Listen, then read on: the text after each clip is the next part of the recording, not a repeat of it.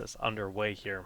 Perhaps they have a particularly interesting strategy on this map. We'll have to see, just looking at their picks and bans, etc. But to start things off, we do have a ban from Stitches coming out of EG, and a ban on Witch Doctor coming out of C9. That is the second game in a row that C9 has banned Witch Doctor. They don't want to deal with it. They're like, don't screw want that to guy. deal with it. He is very strong in this current meta here, with the fall of Nova, with the fall of Anubarak, and a couple of other heroes. Just prime time for the Witch Doctor. He actually saw no changes in this last patch, or very few changes, and just some other heroes brought down. So we see him picked up quite a bit more. That Ravenous Spirit is just too strong, so they ban him out. Now, all right, let's look at these comps so far. Evil Geniuses, first pick on Vala. Vala's great. They have a lot of experience playing her. Multiple members on their team can play Vala. Good. Brightwing, we've seen Kwai play Brightwing. Very good. Nothing weird there. Hammer. I don't know if I've ever seen Evil Geniuses run Hammer. Idra used to run Hammer. Well, okay, but recently. Some time ago. Recently. I think we actually mentioned this just a little bit on the show. We did past mention week. Yeah, we did, And, actually. he agrees. Or at least Idra does. That's who we had on. He feels though Hammer is starting to make a comeback. Just the way that the meta is working out and the resurgence, like everything that we had mentioned this. I think it was game number 2, Dragonshire between EG and Wildfire.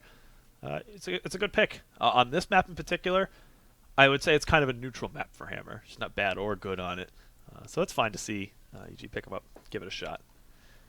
And Zeratul Tychus. Those are... I don't know how I feel about picking Zeratul up so early. Tychus is fine. Tychus is a very strong hero. But if you're going to grab Zeratul, it's kind of something where you want to make sure that you have some kind of setup for it. Maybe the Void Prison leads into something. But don't have anything for that just yet. So I would say that's something you want to save to the end.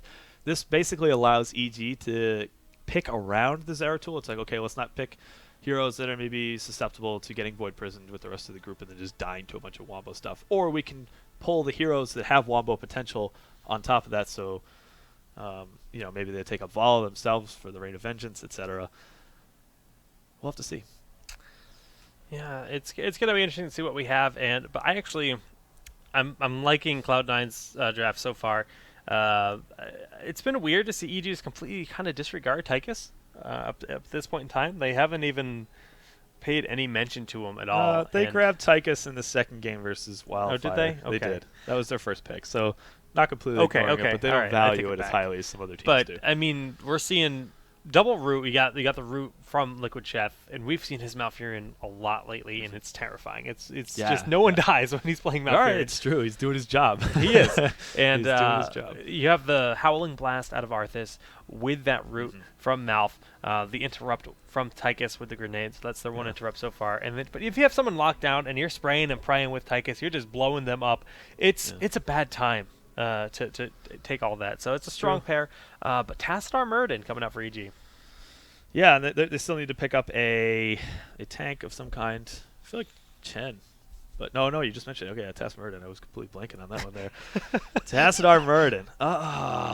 Murden over Chen. No, I don't like it.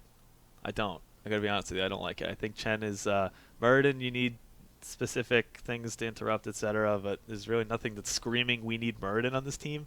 And while Murden's very good in the early game, I think he sort of starts to trail off later on. Yeah. And I think Chen is a better pick. Whoa! Jaina! What? We're seeing the Proudmoore itself, boys. And no, I can't contain it. I can't contain it. All right. I thought it was going to be a clean sweep for C9, but they just secured their loss. My condolences to C9. I'm really sorry. Oh, you're the worst. You're the worst. So we'll be going to game 3. If you, I'm kidding, guys. That said, Jaina is actually a hero that has been picked.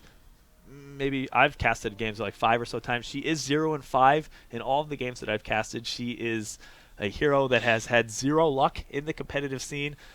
Hell, if they want to prove me wrong, go for it. But you want my prediction ahead of time? C9 is going to lose this game. Wow. We'll see. I'm going to be looking hard into Jaina's build in this, because every time we see Jaina played in a competitive match, we see different styles.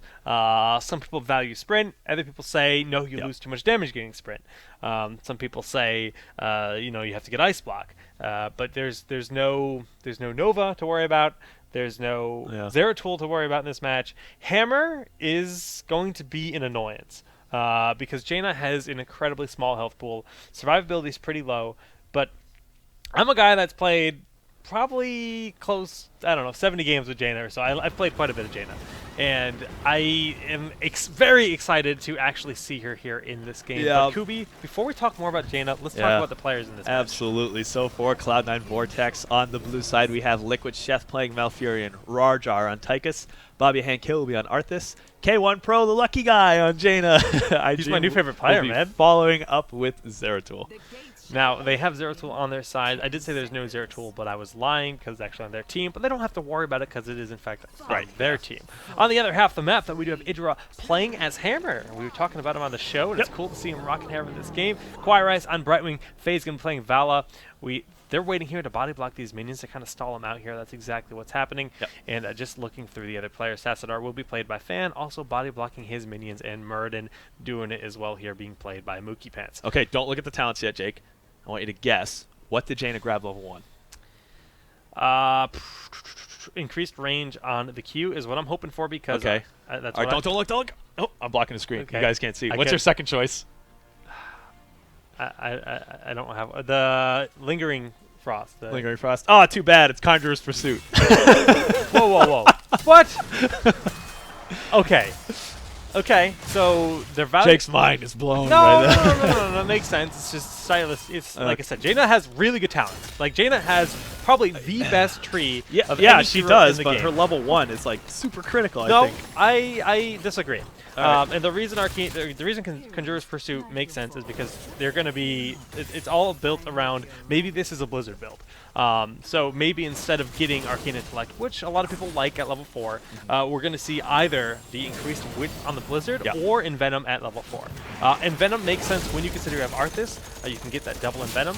All the slowdown, the cool, the Howling Blast, the amount of roots and slow they have and control they have on the battlefield with double Envenom would be pretty strong. And considering they have Brightwing, it's going to force a Blink Heal style if they go double Envenom, I think. But we've already seen Kawhi is comfortable with that. Okay. So you think Arcane Intellect, sorry, out of the question? Yeah. Now that they've got it's out of the question. It's overkill. Absolutely out of the question. Okay. Not going to happen here at level 4. And I'm okay with Conjurer's Pursuit. All right. I think that it just feels like the extra range on the Ice Lance or the extra slow is super critical. It pretty much says to me that it's not going to be a Q build. Some people spec into Icy Veins, and they spec into the Frostbolt, and they go for a very, very heavy, Frostbolt build. Now, something we actually don't talk about too much, but Innervate, and we see them they're in the same lane. Like, how much of an effect do you think that the Innervate is going to have on? That's on actually a really good point to make when you consider. That he's not going for AI. I mean, Jaina runs out of mana pretty quickly unless you have Arcane Intellect, but we have a big rotation here from Idra. 4 members here in the bottom lane out of EG. Chef taking a lot of damage, but the Protective Shield's giving enough to get him out of there, and Faye takes a lot of damage from that Envenom, which did in fact come out of Jaina. Yep, double Envenom. 1 out of Arthas and Jaina there. We also have Melting Point coming out of Tychus. That's just for the extra wave clear. It's bonus damage versus minions and structures. Protective Shield on Malfurion and Gathering Power on iDream. Standard stuff aside from the... I guess any Jaina build at this point, because we're not really sure her places in competitive play. There's no such thing as a Jaina build as it stands. Jaina is just got such good talents. Like I heard he said once, the kit is very well designed. Idra's just kind of whacking away at this golem in siege mode. Now he doesn't have to worry about hook or anything like that, so he can stay siege. But iDream actually just kind of looking at it. Okay, that's actually pretty nice. Protective Shield coming out of Kawhi right there. Just kind of a polymorph to zone. Now, Kawhi is just kind of doing his job and staying in this front line to collect as many skulls as possible while Idra burns out the skull. This is like some really next level weird kind of stuff. Look at this Idra play. So clutch. But iDream actually manages to steal up a lot of these seeds, and Rice is going to fall in the process. Yeah. It was so incredibly obvious as to what EG was trying to do there. I'm surprised they opted to go for it because Chef gets very low. Because Cloud9 really just kind of calmly responded, waited for them golden to die, and then went in to collect up as many seeds as they could and killed Kawhi in the process. Of course, the seed count is 72 to 48 in favor of EG, so that's going well for them. Okay, we do have level 7 for both teams, and we have Frostbitten increases the increased damage from chilled targets from 50% to 65. Okay, how do you feel about that? I think it's a good choice. So we're not seeing any kind of like Blizzard build. It's just going to be an all-around build. Yeah. So she's just going for all-around usability, not speccing into one ability in particular at this point in time. And it's... We'll see how it unfolds. You said it's an automatic loss having Jane on your team. Yeah, I made the call. I put my money down. We'll see. We'll see how it pans out. All right, and just covering over some of the other builds coming out of EG. Idra is going to be running the full auto attack standard build, getting that range at level 4. Faye on Vala is going to be going what looks to be a full multi-shot build, grabbing battle momentum at level 7. That's just to reduce the cooldowns on your heroic and your skill shots. We do have a little bit of a skirmish poking up here on the mid lane. Yep, and we see that the rotation is there. Now, Fan was kind of getting separated, but the team was able to turn around. Both teams have stabilized. There is going to be a plant terror available here for Evil Geniuses, and that's the first terror of the game. Not too sure who's going to take it. Yeah, it looks like Idra is going to be the one hearthing back to base to grab the terror.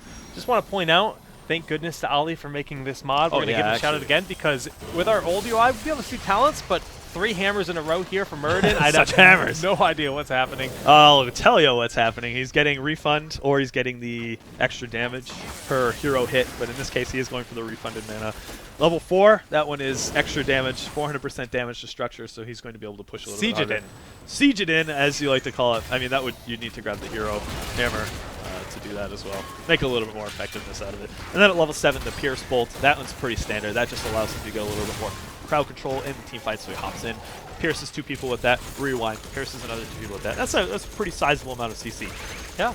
Coming out of Muradin there. Idra is actually getting pushed back from K1 Pro and Rajar. There's so much damage coming out of those two members, but he's keeping them busy here in the bottom lane at the very least, so it's a small victory. 45 seconds left on the Plant Terror, and we do in fact have the first heroics available here for both teams. Yep. And getting right into those, we have Tranquility, Odin, Army of the Dead, Void Prison. All pretty standard picks for those heroes respectively. The one that we can talk about a little bit is the Water Elemental coming out of Jaina. I wouldn't have expected to see Ring of Frost. Oh, no. It's... You can talk a little bit more about that. Subpar. Yeah. I mean, a lot of people, especially new players, when they're using Ring of Frost, they don't understand that it's actually a ring and not a circle of frost. In the sense that there's a donut hole in the middle. I actually think a big Void Prison being used here. We see the Odin go down. Tranquility is used as well. Strafe doing a decent amount of work, but Faye is forced to fall back. Idra has lost the Plant Terror, and Fan is way on the other side of his team, and he does fall in this fight as well. Heroics used 4 on the side of Cloud9. Only 2 were end up being used here on the side of EG, but EG's on their back foot at the moment. Yeah, we do see them trying to defend this fort mid. Now, just talking more about Ring of Frost, it's like I said, it's like a donut where the hole in the middle does not actually affect anything that it hits. It's only just a actual ring. Water Elemental, on the other hand, can be controlled. It's the one heroic summon in the game that can be completely microed. You can tell it where to go. You can tell it who to attack. You can tell it to retreat if you want to, and it hits pretty darn hard. And at level 20, you can make it mimic your abilities as well. That's right. So, assuming she gets the opportunity to, Jaina can do quite a bit of damage with that Water Elemental. We'll see if that happens. But it looks like EG's getting a little bit cheeky here, and they're trying to take the Giants. I don't like this. They're so clumped up. Blizzard will do so much damage in this kind of situation. We see Strafe being used just on Bobby Hankill. Idra taking a lot of damage. Rajar in the front line as well, doing a lot. Mookie's falling back here, and Rajar's so low. One more shot. Oh, but he manages to dash forward and invade the Napalm Strike, barely surviving, and he's going to have to hearth back to base. Wow, no one died. A lot of stuff was spent. Nobody died. A lot of stuff indeed. It's the power of the Blink Heal, perhaps. Of course, Fly Rice has opted to go Blink Heal on Brightwing here this game. Once again, we're seeing another Blink Heal. Seems to be picking up a lot of steam in the current meta. I'm not surprised at all. Looking at the enemy team, Blink Heal is almost going to be crucial. There's nothing that really needs to disengage from at any immediate threat. So I like it, but we'll see how it ends up panning out for them. Blink Heal, look at that. Even in scenarios when he's in a bad spot, he can just escape. So level 13 was hit for Cloud9 Vortex, and you were questioning what she was going to go at level 13. She did grab Sprint. That is for the extra mobility. She just quit the target. Really nice Void Prison coming down here. Yeah, completely locking them out. They're going to try to take the Plant Terror in the process, but no, not going to happen here. Big stun might be available from that Plant Terror if he tries to, if it happens to pop there, but not going to be the case. Fan is completely secluded from his team. Getting a little cheeky here. He just kind of needs to run because he has no one anywhere near him at all. That Water Elemental slayed Faye. Like, she could not get away from it. I think the situation was that the Jaina player, I think it's K1, saw that Vala had just used Vault, casted Water Elemental, she could leave. Yeah. And, well, like, that's the power of Water Elemental. We talked about it. It hits hard. It's all over the place. And you can't run away from it because it doesn't cost them anything other than the cooldown, which really isn't that long. Yeah. And we just saw level 13 hit for EG here. We do see bullhead mines coming out of Idra here on camera. That's extra quick knockback on the mines as they hit their targets. Full multi-shot build, so we are seeing Frost Shot here. That slows the targets down. What is this level 13 talent for Tassadar Scryer? Wow, that's What a weird is one. this talent, he says. Grants 20% increased movement speed. See, I find that odd because you can get a movement speed bonus on your dimensional shift at level 16 when you get that upgrade for And it. it seems like a more impactful option. Yeah, why not take prescience at level? I wonder, okay, you know what? Hands are up. We'll see how it pans out. So bold strategy, Cotton. as it stands, currently 1 fort down, the only fort down in this game, and it's on the side of Evil Geniuses. Slight lead for our Jaina team, and Kubi is making a grin. Not a grin, a grimace. A grimace. let's correctly describe that. Correctly describe the situation. All right, so yeah, we do see that Cloud9 Vortex is pressing in pretty hard. They do have a Terror and another Terror to back it up. Now, of course, there is, I think it's about a 30-second gap between when you can take your Terror, so as soon as this one dies, they gotta wait another 30 seconds, but they'll have another Terror to continue pushing with. It's not looking too good just from a push standpoint for EG. Right, you know, as it stands, 1 level advantage up 2. I mean, a lot of things in the favor of Cloud9 right now, but EG can definitely turn this around. They haven't lost the keep yet. That's when things start to get a little bit more scary. And iDream's going to try to get this, you know, this 1 tower significant experience for killing a back tower here that guard your keep, but the terror is just about to fall here. Okay, so we have level 16 for Cloud9 Vortex, and Jaina decided to go with the root on the Cone of Cold. That's, I feel, a little bit more standard. Yep, that's very what standard. we normally see. 1 second root. This build overall, though, I mean, let's just dive through it. Going for really just safe stuff, relying on Jaina's kit rather than improving much in her kit, other than just the increased effectiveness on everything by 15% from 65 to 50. Ooh, okay, hold on. Void Prison down here on Idra. Zoning Mookie Pants out. Kind of a weird spot, not the most impactful, but the root follow-up is huge. And Idra gets locked in by Bobby Hankill, blown up immediately. Wrecked indeed. And, you know, that's enough. Just kill 1 member and grab the giants. Yeah. But Water Elemental and then Sprint. Sprint's a controversial thing that I think is crucial for Jaina. People say that you can't get it because she loses too much damage. I think for her survivability, it's actually necessary. Yeah. And then, again, this room here is really nice. And even considering their composition doesn't have a lot of melee, I still think it's a really big talent for her. Yeah, I mean, CCs are very strong in this game. Anyway, we see that builds and teams more often than not will prioritize CCs, so it makes complete sense that they're going to go for the 1 second route on the Cone of Cold here. And Cone of Cold isn't her highest cooldown basic ability too, so they're going to get a lot of use out of that. That's very true. That's very true. All in all, though, liking the build, iDream and K1 Pro are going to be picking up these Knights here. Garden Terror they're just taking full dominance here on the map in terms of Merc camps. They're continuing to just hold that map, and like we were talking about before, they had that second Garden Terror here, and it's going to push hard, and you know, if they play their cards right, they're going to get a keep out of it for sure. It's interesting having the second Terror spawning. Night just started, so seeds are now available on the map again, and yet no one can go and grab them, at least on EG side. EG is in no place to do that, yeah. So we actually see members rotating across the map to clean up these seeds, while this Garden Terror is in their base being an obnoxious distraction. Yeah, it's a safe strategy, I will say. They could have certainly pushed in with the rest of their team to grab this middle keep here, but they can also almost guarantee that EG gets no seeds on this upcoming batch here. And they started with 30-something seeds, and they can grab total. They actually might be able to get a second. Two more. Yeah, that's what I meant. Sorry. They will get 2 more out of it, actually. If they grab, well, the top one's still up for contest. Yeah, right. So. If they do grab that, though, that's going to be 2 terrors available here, out of Cloud9. And this 1 terror is just Bobby Hankill. Yeah. And that's Arthas inside, so he can just throw up his. Yeah. I don't know if he'll live. Yeah, he should be able to get out. I don't think there's actually enough CC for EG to just even catch him. So Yeah, Cloud9 can just rotate back up to this top garden here, and they're going to get actually another 60 seeds. They're going to be about 12 seeds short of grabbing that third Garden of Terror at the same time. So still, though, it's just it's a little bit more of a passive play, but they have a lead, and they're just holding on to it and securing it. And it looks like EG is going to pick a fight here.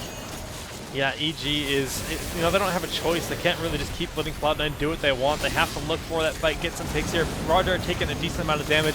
We see the Archon on the back line, forcing the Odin out. Idra and Roger and Fan doing so much to Roger, but look at the healing coming out of Furion. I mean, as soon as he got low, as soon as we thought he was going to die, oh, he does finally end up falling here. Still, it took him some time to do that. Now this Void Prism is looking to set up something. The Elemental's coming in here on Faye. Faye is actually taking a lot of damage, vaults backwards. iDream, ooh, dying to the strafe? Why is he alive? Why is he alive? I don't understand. Mookie Pants gets hit. Oh, the sprint after we see that root again on the E. We talked about it earlier. It's a really strong CC ability, and actually going to allow K1 Pro to potentially get out of here. This should never happen. Janice she should die. The Blizzard for zoning. Zoning, what is this? All right, so if you guys are confused, yeah, you saw that situation where Zeratul was like in the strafe range, but he wasn't getting hit. You actually need to have vision of the targets that are within the strafe range to do damage to them. So in that particular situation, Faye couldn't see Zeratul, even though he wasn't cloaked or anything like that, but it was just over the wall. Yep. Couldn't be seen, takes no damage from strafe. So just so close in the to dying. in the event that there was a minion there, or Tesla had Oracle on, or anything, he was dead. It's not the wall blocking, it's the vision that's not there, Yep. and it's... It banned out for him. Yeah, it did. Banned out for him. Okay. So, yeah, once again, we see another Garden Terror coming out. More Cloud9 Vortex, and they're just relentless with this pressure. Pretty standard stuff in terms of builds, though. Yeah. Yeah. Going into, Sergeant Hammer's build is very, very standard. Vol is just a full multi-shot build with the blood for blood at the end, just to make sure. Is that double size storm? Yes, it is. Double size storm. It's a little bit of a deviation from the typical Tassadar build. Normally, it seems like lately at levels 13 and 16, you're going to see people grab Prescience and the upgrade for Dimensional Shift that gives healing and extra boost speed during Dimensional Shift. A little bit of different thing. This is a little bit closer to the older build. Yeah, that's true. That's true. Garden Terror just kind of using it as passively as they can. Does have 40 seconds left, but it's down to very little HP. Trying to do what they can with it, throwing down one more root here. But the shielding just constantly on this keep is really doing wonders right now for EG. Like, really solid defense right now. Yeah, all things considered, with that Garden Terror pushing in. Actually, maybe they should have rotated and tried to split push, or... Ooh, that's not good. good. We see the Faye has left the game. That's probably a network issue. She's back. She's back. That's scary to see. She's actually joked in the lobby, I can host if you want everyone to lag. And, yeah, that's true. Just looking at her internet, that's sorry to see that happen, but she's back in the game now. 53,000 healing coming out of Chef, and 27,000 on Choir Ice for Brightwing. Now, of course, Tranquility provides AoE healing at a massive of course. And he hasn't died either. He's been he's been playing safe enough. He's been getting that healing off. So, yeah, kudos to Chef. He's been doing a good job so far in the games that we've been watching him, doing that appropriate supporting like a boss. Top of the hero damage is going to Arthas right now on the side of Cloud9 and going to Tassadar. Yeah, that can happen in games where there's the engagements are sort of pokey, you know, you got like both teams sort of just like dancing around a little bit, and you have that howling, not the howling blast, the Frozen Tempest up the whole time. It's just like it adds up. Okay, they do have Oracle available here from Fan. So iDream is a little bit out of position here, but now Fan is being caught off as well. This Void Prison allowing C9 to actually set up, but the howling blast hits nothing. Excellent Liquid rotation. Chef, Vortex here. Yeah, a huge rotation from both teams. We see Tranquility being used, and this means both Mookie and Fan just need to run. This is the kind of time where you would like to see Emerald win, but it's not available. But we see Blink Heal actually being enough to keep them alive. Both teams played really well in that engagement. Yeah, it looked kind of like a situation where the Zeratul player was for sure going to die, and then actually Chef did a pretty good job rotating around the top to just provide enough like scare factor so that the Tassadar player didn't want to engage on it. The rest of the team rotates in.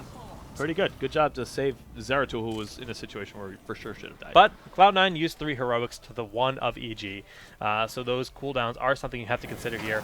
EG should know this and should be getting a little bit cheeky with this boss fight, even if they have a rotation here. Brightwing should be able to phase shift on in, and we don't see that happening, just cleaning up the Giants at the moment. Yeah.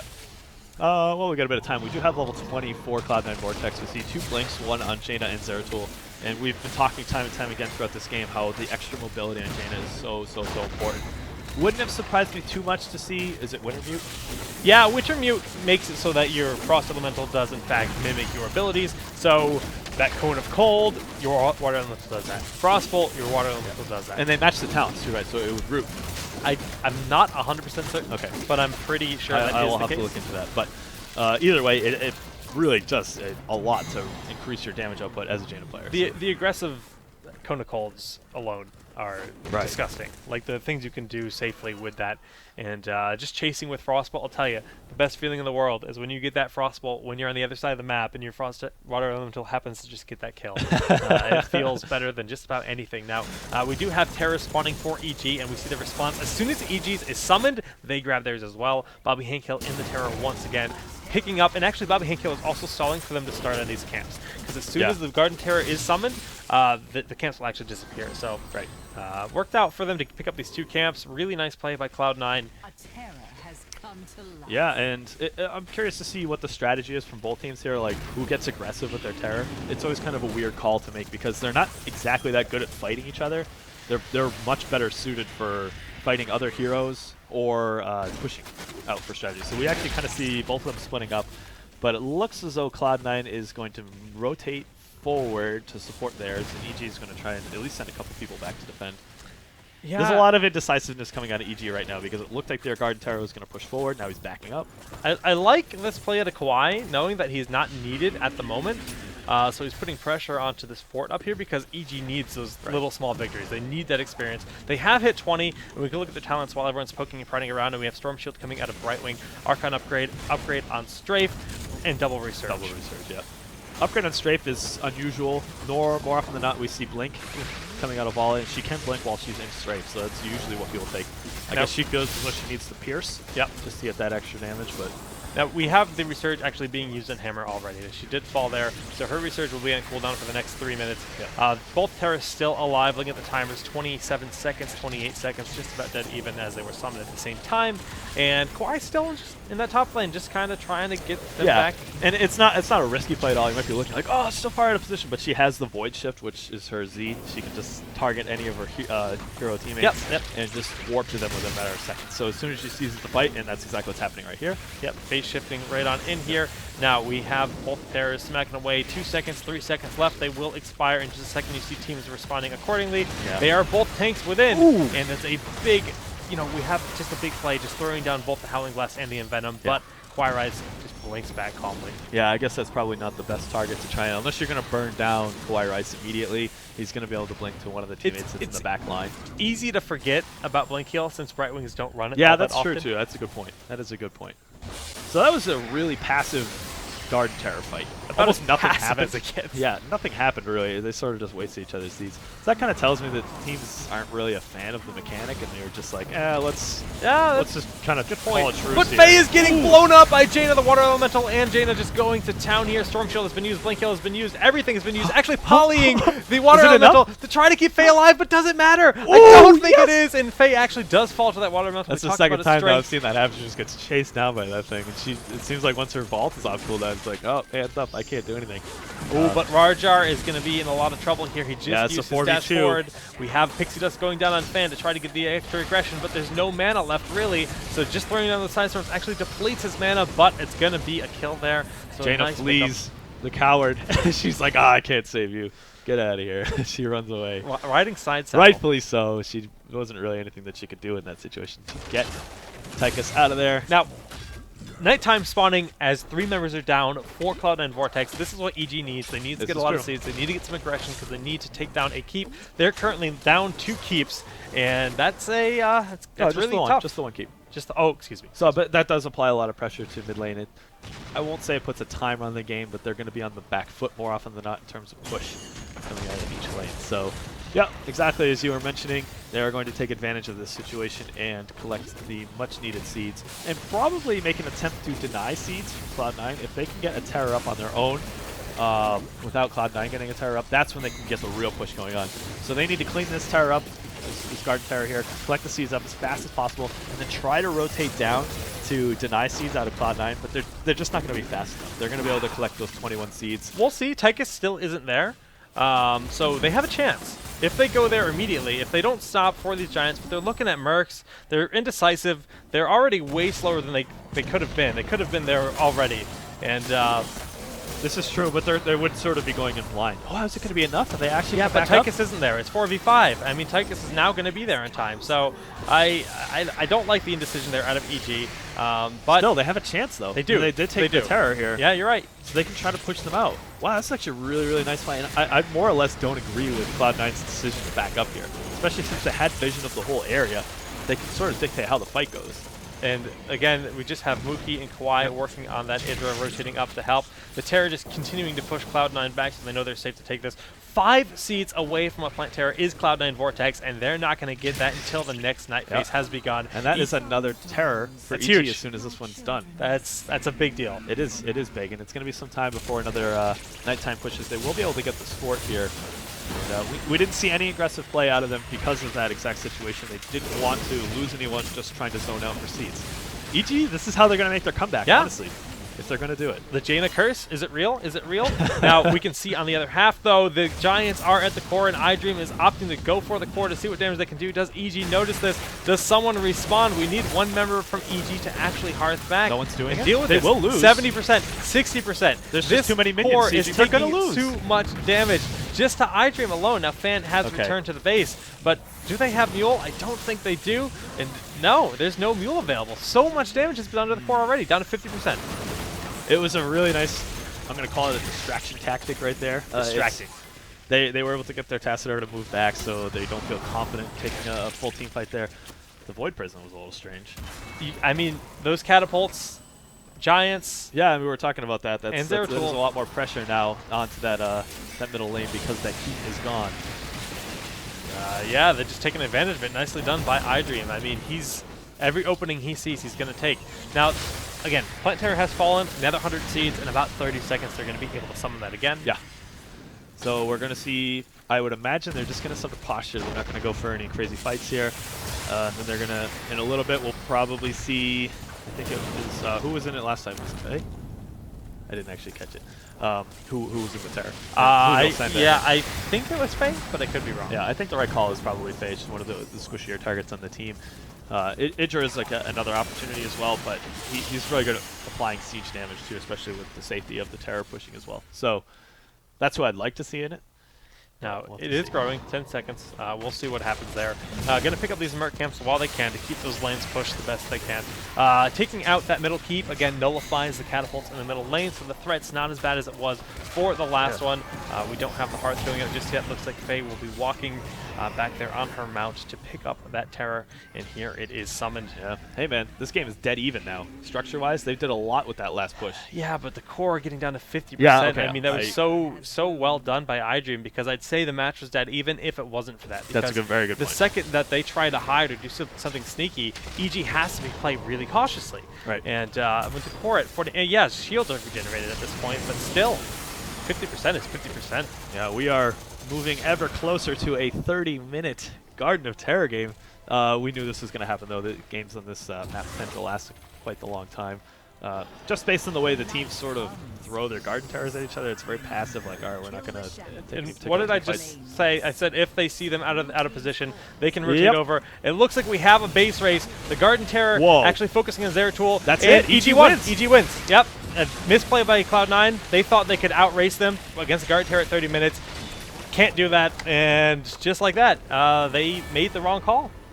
I think it was desperation. I think they realized that they weren't going to be able to stop it with that keep, and they just said, well, we have to go for it, and yeah. I have this big exclamation point on my screen. XSplit has stopped working, or no, Heroes of the Storm has stopped working, not XSplit. Heroes crashed. That's much better than XSplit crashing. So that's very good news. Crashing right after the game. I'm good with that. That's good job, Heroes. But I got to disconnect as well, I think. Uh-oh. It's trying to rejoin me into this game. It's trying to rejoin you. That's very strange. Yeah. That's going to be 1-1 here, tying up our series, this best of 3. Oh, no. Is Heroes down? Oh, no, but it asked me to rejoin the game. That was the only option. Just close the client. Oh, Yeah. Well, it may. well, while we figure that out, guys, we're gonna get ready for our next game. We're gonna figure out our secondary client. If we have to go without it, we Yeah, can. that's true. It's just for the draft if we had to go without. But we're gonna throw to a quick commercial break while we Yep. figure things out and figure out the next map for Game 3 in this Round 2 series between Cloud9, Vortex, and Evil Geniuses.